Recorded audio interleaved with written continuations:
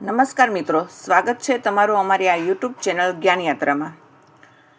શું તમે સરકારી કામકાજ સાથે જોડાઈને સારી કમાણી કરવા માંગો છો?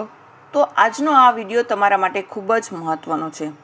આજે આપણે વાત કરવાના છીએ આધાર સુપરવાઇઝરની ભરતી વિશે. આ ભરતી કોણ કરી શકે, પગાર કેટલો મળશે અને પરીક્ષા કેવી રીતે આપવી, આ બધી જ માહિતી આપણે આ વિડીયોમાં સ્ટેપ બાય સ્ટેપ જોઈશું.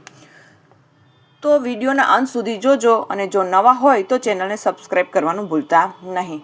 હવે આધાર સુપરવાઇઝર એટલે શું?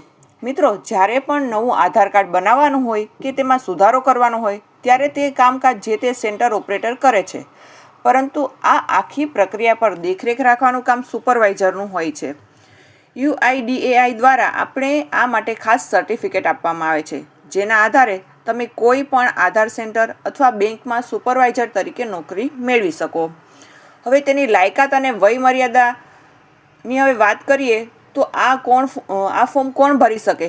તો કે શૈક્ષણિક લાયકાત ઓછામાં ઓછું 12 પાસ હોવું જરૂરી છે. જો તમે ગ્રેજ્યુએટ હો તો વધુ સારું. તમારી ઉંમર ઓછામાં ઓછી 18 વર્ષની હોવી જોઈએ. તમારી પાસે કોમ્પ્યુટરનું પ્રાથમિક જ્ઞાન હોવું જોઈએ, કારણ કે બધું કામ ઓનલાઈન પોર્ટલ પર કરવાનું હોય છે. જરૂરી દસ્તાવેજ: અરજી કરવા માટે તમારી પાસે નીચે મુજબના ડોક્યુમેન્ટ તૈયાર હોવા જોઈએ. તમારું પોતાનું આધાર કાર્ડ, મોબાઈલ નંબર લિંક હોવો જરૂરી, તાજેતરનો પાસપોર્ટ સાઇઝનો ફોટો, શિક્ષણની માર્કશીટ એટલે કે 10મું અને 12મું અથવા graduation, PAN card, police verification certificate જે 3 મહિનાથી જૂનું ન હોવું જોઈએ. પરીક્ષા અને સર્ટિફિકેટ કેવી રીતે મેળવવું? સુપરવાઇઝર બનવા માટે તમારે NSEITની પરીક્ષા પાસ કરવી પડે છે. તમારે UIDAIના પોર્ટલ પર જઈ રજિસ્ટ્રેશન કરવાનું રહેશે. ત્યાં તમારે પરીક્ષાની ફી ભરવી પડશે. લગભગ 470 કે 500ની આજુબાજુ રહેશે. પરીક્ષામાં આધાર કાર્ડનો નિયમ અને ટેકનિક પ્રશ્નો પૂછવામાં આવે છે. જો તમે સારા માર્ક્સ સાથે પાસ થાઓ તો તમારે સુપરવાઇઝર સર્ટિફિકેટ મળે છે, અને જો થોડા ઓછા માર્ક્સ હોય તો ઓપરેટર સર્ટિફિકેટ મળે છે. અરજી કરવાની પ્રક્રિયા માટે 2 મુખ્ય રસ્તા છે. CSC: તમે તમારા નજીકના CSC સેન્ટર પર જઈને અથવા તેની સત્તાવાર વેબસાઇટ પર જઈને રજિસ્ટ્રેશન કરી શકો છો.